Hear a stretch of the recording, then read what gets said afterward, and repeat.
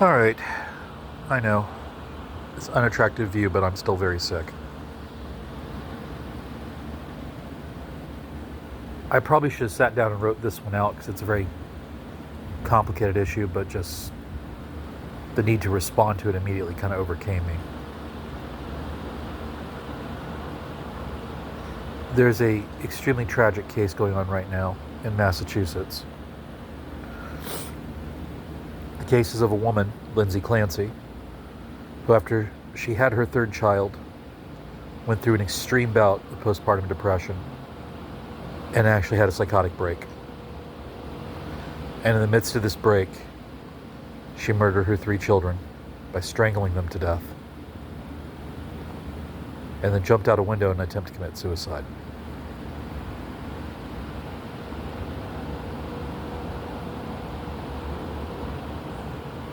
Unfortunately for her, she didn't succeed. She succeeded in making herself a paraplegic. And if I recall the story correctly, being found by her husband. And that, I don't know how you come back from that. I don't. I don't know how you go through the rest of your life knowing that you murdered your children. I don't know how you go through your afterlife knowing that. I mean, I'm not a saint. I have fucked up beautifully in some wonderful things. But I haven't done anything I couldn't actually come back from, you know? I'm not sure how you come back from murdering your children. I, I don't even think it's possible. I get a twinge of guilt if I have to discipline my child thinking, am I responsible for them acting out, right? I can't imagine. Yeah. And on a tangent, whenever stories like this come up, where something very tragic has happened to a woman, there are various progressive voices that immediately start on the, well, conservative men are going to blame her. They drove her to it. They don't care. One of the biggest voices expressing mercy for this person right now is Ben Shapiro, who in a spot about it on his program did like 20 minutes on the realities of postpartum depression and how little we still know about the brain. He further pointed out, rightly, that Clancy apparently did everything right to try to prevent this other than leave the building. She told people she was having problems. She was seeking medical treatment. She didn't think her medication was working. She was asking for new meds.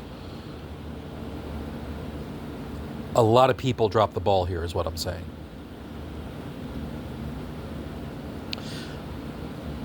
But what's truly tragic about this, what's truly, not even tragic, horrific, what's truly horrific about this is that this case shows you just how insane Western women have become. Now, I know it's going to sound like a misogynistic statement, but hear me out. Because a large number of women all around the United States and Canada, in the English-speaking world who are following the case,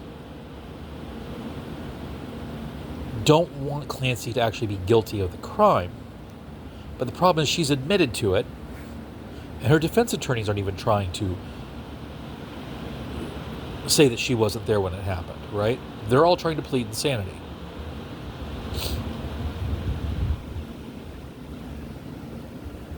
There are women out there trying to say that what actually took place was that her husband wanted to get rid of her and the children because he was having an affair, of which there is zero proof, if I recall correctly.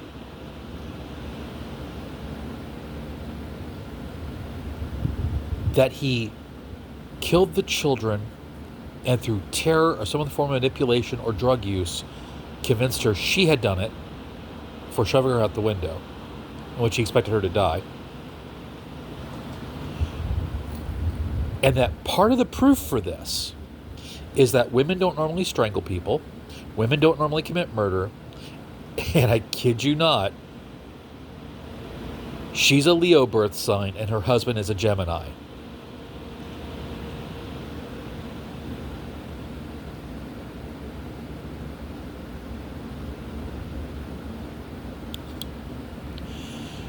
It's days like this where I understand why God sent the flood.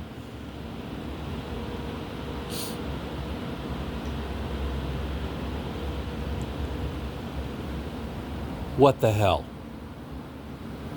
What the hell?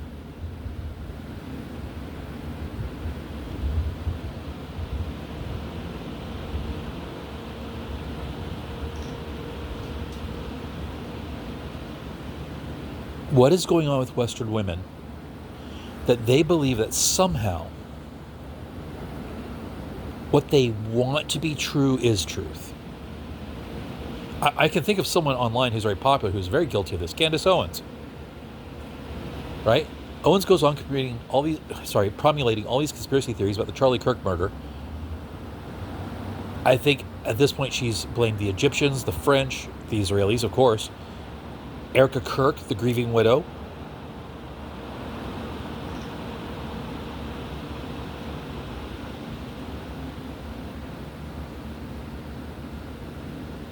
And why? Because she wants it to be true. I don't buy the whole thing that it's a grift for her. No, I think she honestly believes this shit. And that's from a combination of the religious order she joined and the person she married, as well as her behavior. No, I think we got a real problem here in the Western world. You hear people jokingly say we should repeal the 19th Amendment. No, we shouldn't repeal the 19th Amendment. But we need to do something culturally to inspire people, all people, to critically think. And I'm not seeing that on the female side of the species. I've had men that started off vehemently opposed to my race, my religion, and my creed. Right? But over the course of time, typically about a year, a little longer, I at least get them to a point of neutrality with those concepts. And some of them I brought over to my side through the force of persuasion.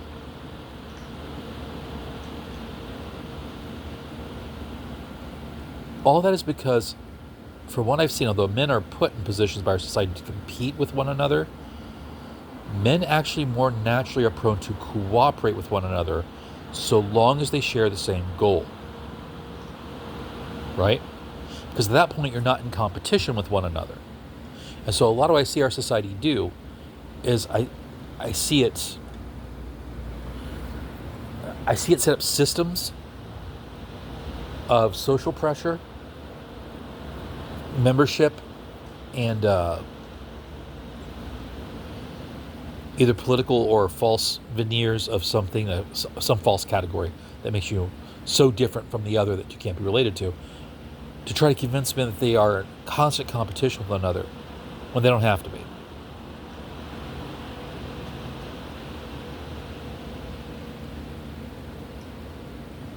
It seems, though, that women are always somewhat in competition with each other, no matter what. And that's a bold statement, so let me clarify it a little bit. If you think of, let's use the term an unliberated woman. If you think of a woman who lives in a culture that doesn't let her have her own agency, have her own possessions, she is dependent upon men for all her resources and care, not only for herself, but for whatever children she may have. And so an intense competition arises within female circles at that point with all other women to get that resource. Liberated women have it almost as bad. So although they can have their own money, they can have their own possessions, they can have their own personal agency, they run into the problem of they're in competition with other women now and other men for those fiscal and social resources. Whereas before, they're only in competition with other women. And so I think the Western woman right now is in a situation where she is constantly having to compete. And it's driving them nuts because there's no rest, right? Think of all the various standards and expectations we put upon a Western woman right now. You got to be thin. You got to be beautiful. You got to be smart. You got to be funny. You got to be intelligent. You can't be boring. You can't be obsessive. You can't be crazy. You can't be bitchy. You can't be shrewish. You can't speak up too much. Oh, but don't be a pushover, right?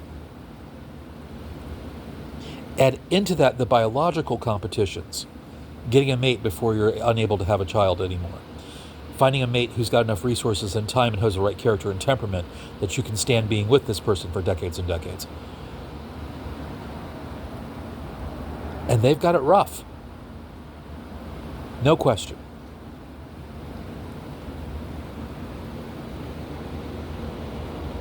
And so to alleviate that source of stress, it seems to me, and again, I'm not a professional psychologist, this is my outside observation, that what modern women do is they try to seek something, anything, they get another woman to agree to, because in that agreement, they lose the illusion of competition. If you and your girls all like the same musician, suddenly there's less stress within the group dynamic about anything that might cause friction, anything that might cause an argument, anything that make the competition come to the fore. Because you are no longer, at this point, choosing something that anybody else isn't choosing. Right? And this is not exactly the same thing as the goal orientation I put on the male side of the species. Because men can have temporary goals that move quickly and be allies for that short period of time. But women seem to be just naturally, psychologically more interested in long-term relationships. Even with other friends women, because mutual support, trust, maybe I can get something out of you, right?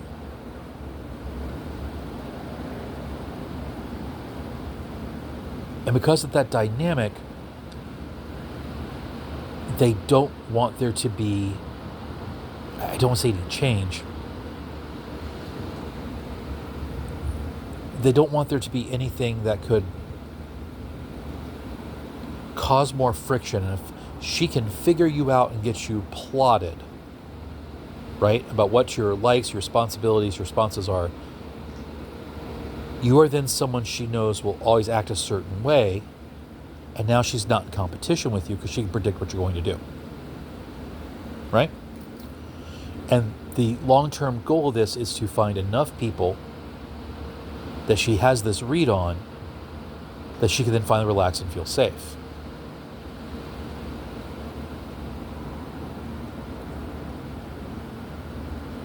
That seems to be what's going on emotionally, looking at it from the outside. That's rough. Something you should know, though,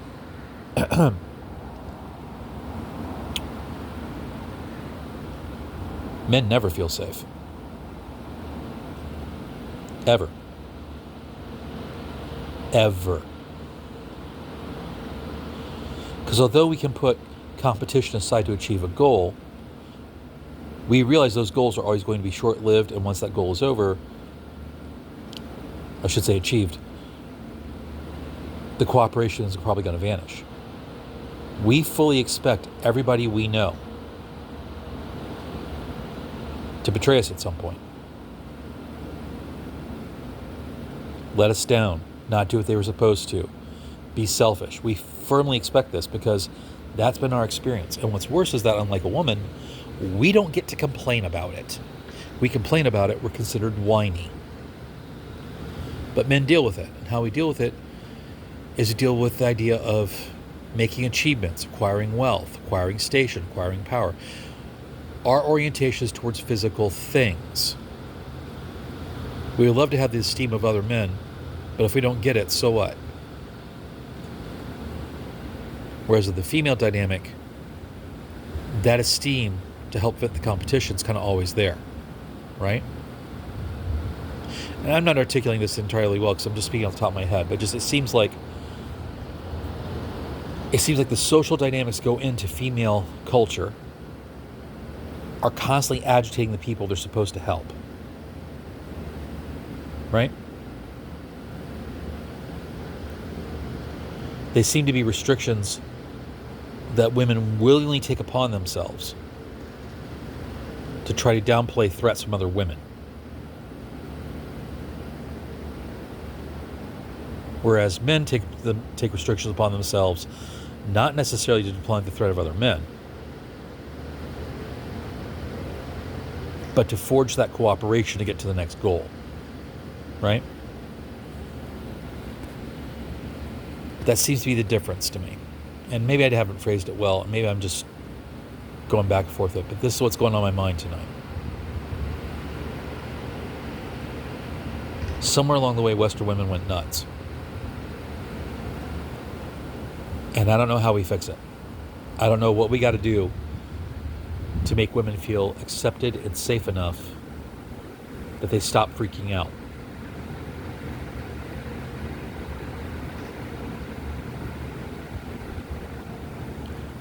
This same week that this happened to Clancy, Hayden Panettiere died. She's a famous actress. Panettiere also had problems with postpartum.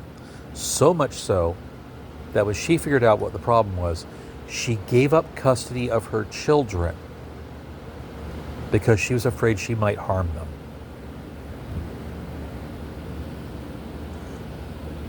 She was recently found dead of what appears to be a drug overdose.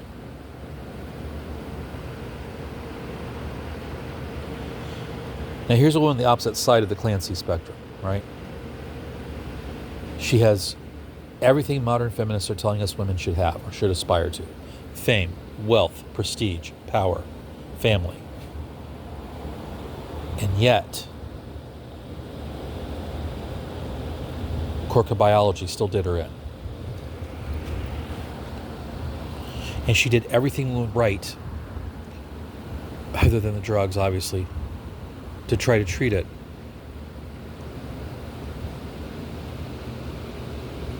And there's people swirling rumors now about her about, well, she was weak, well, she was this. Bitch, if you ain't been there, you don't know.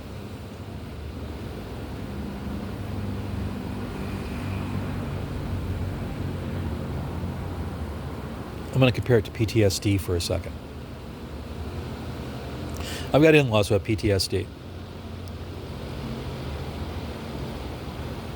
They were not right for several years after getting back from Afghan. There's stuff that really bothered them. I've got a buddy who was in Somalia back when the Marine Corps there was doing things we'd really rather not think about.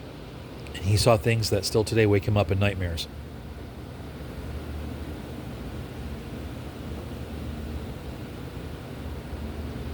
There's times when these people are a little hard to live with if you're a civvy and you've never seen these things.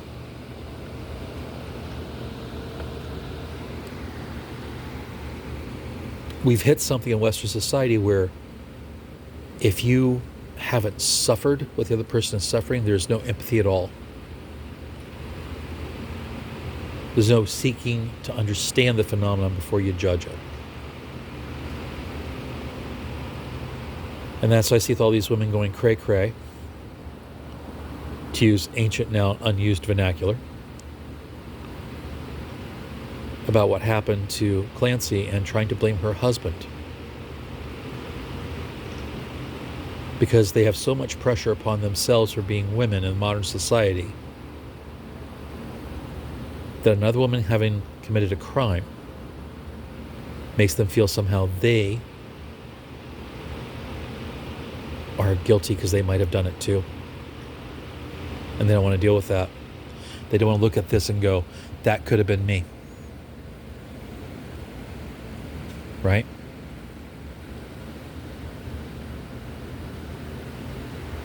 The idea that society could judge them because of what she did also is probably involved in there. So how we fix that? I don't know. I don't know. The collective group ostracizing the individual and trying to use guilt and shame against them has been something that's been part of the human's experience since the Neolithic, probably the Paleolithic. I don't know how we fix it.